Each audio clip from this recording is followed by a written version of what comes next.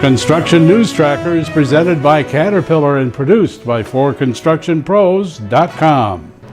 Private funding or public-private partnerships is the preferred way forward in paying for infrastructure projects by the Trump administration.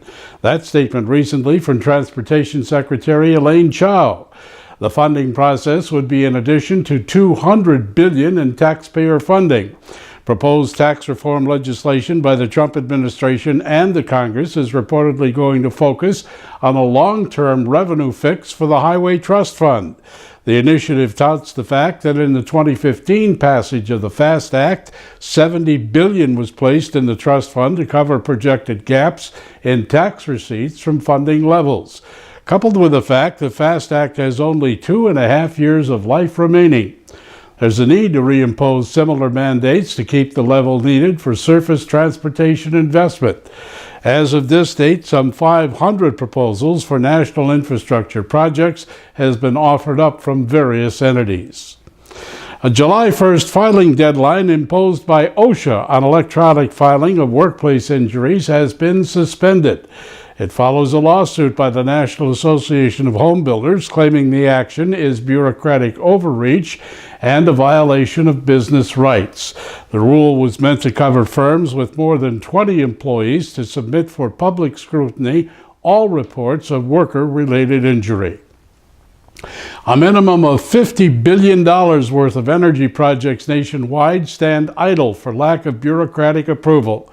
That's due to the fact the Trump administration has yet to make key appointments to FERC, the Federal Energy Regulatory Commission.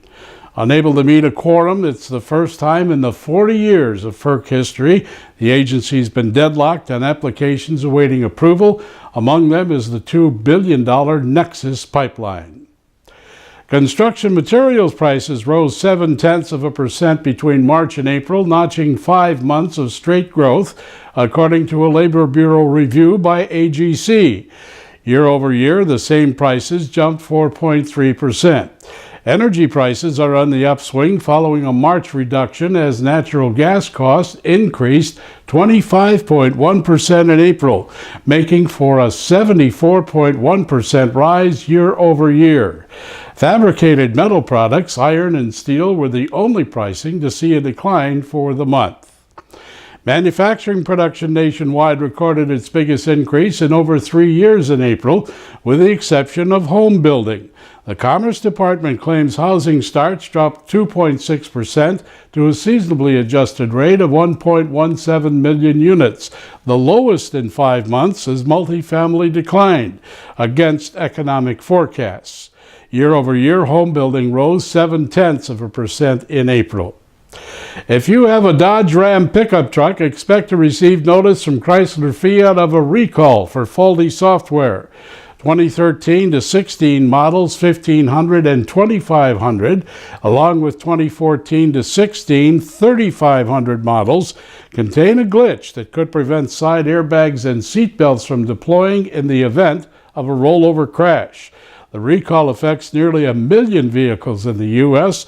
and over 200,000 in Canada.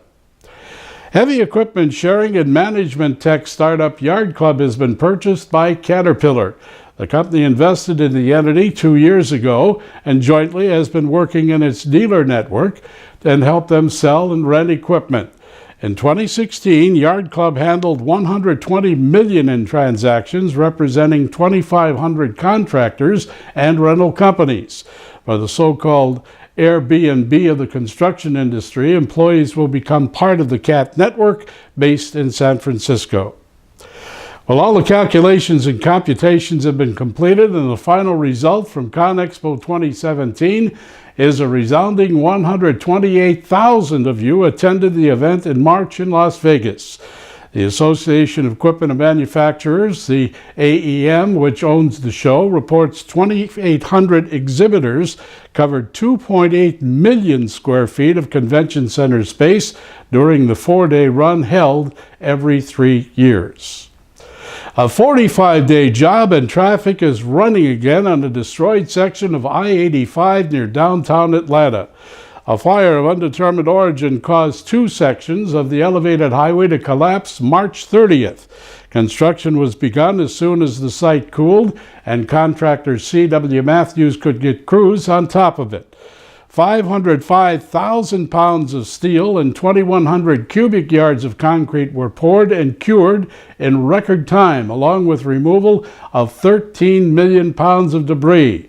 The federal DOT will pick up 90% of the $16.6 million rebuild contract for the I-85 structure that again has an estimated 250,000 vehicles using it daily. And the Matthews Company is poised to collect a $3.1 million bonus check for completing the roadway in record time. In closing, a mistake should be your teacher, not your attacker. A mistake is a lesson, not a loss. It's a temporary, necessary detour, not a dead end. This is Construction News Tracker, looking over the industry that makes the world a better place, presented by Caterpillar and produced by 4Construction Pros. Follow us on social media at Twitter using hashtag Construction News, YouTube at 4Construction Pros, and on Facebook at /4Construction Pros, as the streaming web never ends.